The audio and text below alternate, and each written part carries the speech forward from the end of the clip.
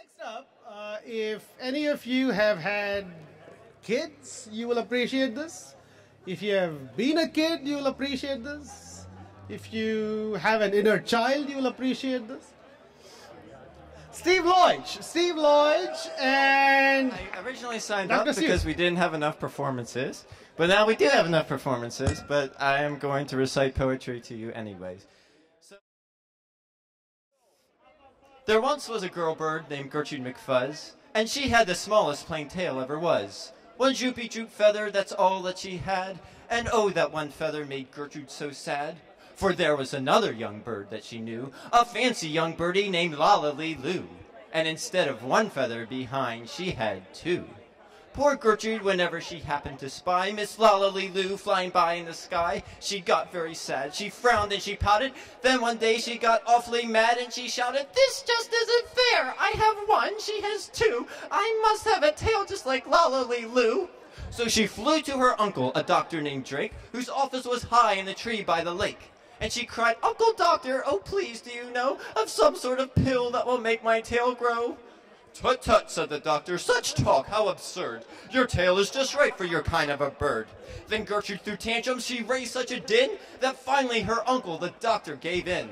And he told her just where she could find such a pill, on a pillberry vine on the top of the hill. "Oh, thank you," cried Gertrude McFuzz, and she flew right straight to the hill where the pillberry grew. Yes, there was the vine, and as soon as she saw it, she plucked off a berry. She started to gnaw it. It tasted just awful, almost made her sick, but she wanted that tail, so she swallowed it quick. Then something happened. She felt a small twitch, as if she'd been tapped down behind by a switch.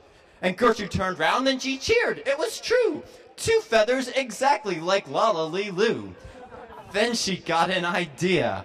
"Now I know what I'll do. I'll grow a tail better than Lala-Lee-Loo. These pills that grow feathers are working just fine." So she nibbled another one off of the vine. She felt a new twitch. Then Gertrude yelled, "Whee! Miss Lala has only just two. I have three.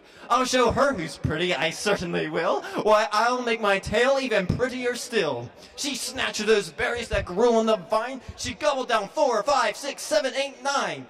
And she didn't stop eating young Gertrude McFuzz till she'd eaten 3 dozen. That's all that there was. Them feathers shot out with a zang, with a zing. They blossomed like flowers that bloom in the spring, all fit for a queen. What a sight to behold. They sparkled like diamonds, like gumdrops, like gold, like silk, like spaghetti, like satin, like lace. They burst out like rockets all over the place, and they waved in the air and they swished in the breeze. And some were as long as the branches of trees, and they still kept on growing. They popped and they popped until long about sundown, when finally they stopped. "And now," giggled Gertrude, "the next thing to do is fly straight home and show Lala-Lee-Loo. And when Lala sees these, her face will get red. She'll let out a scream. She'll fall right down dead."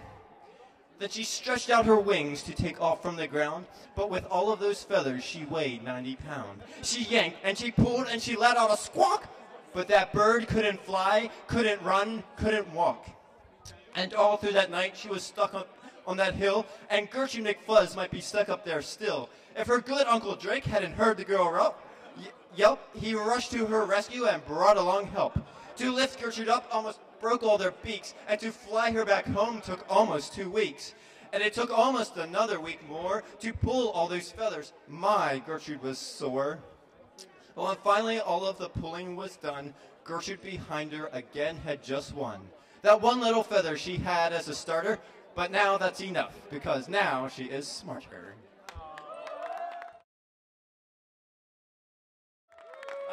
I'm gonna do Yertle the Turtle, just because. On the faraway island of Salamisand, Yertle the Turtle was king of the pond. A nice little pond, it was clean, it was neat. The water was warm, there was plenty to eat. The turtles had everything turtles might need, and they were all happy, quite happy indeed. They were until Yertle, the king of them all, decided the kingdom he ruled was too small. "I'm ruler," said Yertle, "of all that I see, but I don't see enough. That's the trouble with me. With this stone for a throne, I look down on my pond, but I cannot look down on the places beyond. This throne that I sit on is too low down. It ought to be higher," he said with a frown. "If I could sit high, how much greater I'd be. What a king! I'd be ruler of all I could see." So Yertle the Turtle King lifted his hand, and Yertle the Turtle King gave a command. He ordered 9 turtles to swim to his stone, and using these turtles, he built a new throne. He made each turtle stand on another one's back, then piled them all up in a 9-turtle stack. Then Yertle climbed up, he sat down on the pile. What a wonderful view, he could see most a mile. Oh, mine, Yertle cried, oh, the things I now rule. I'm king of a cow, and I'm king of a mule. I'm king of a house, and what's more beyond that, I'm king of a blueberry bush and a cat. I'm Yertle the Turtle, oh, marvelous me, for I am the ruler of all that I see. And all through that morning he sat up there high, saying over and over, a great king am I. Until long about noon, then he heard a faint sigh. What's that? Snapped the king, and he looked down the stack, and saw at the bottom a turtle named Mac. Just a part of his throne, and this plain little turtle looked up and he said, Beg your pardon, King Yertle, I've pains in my back, and my shoulders and knees. How long must we stand here, your majesty, please?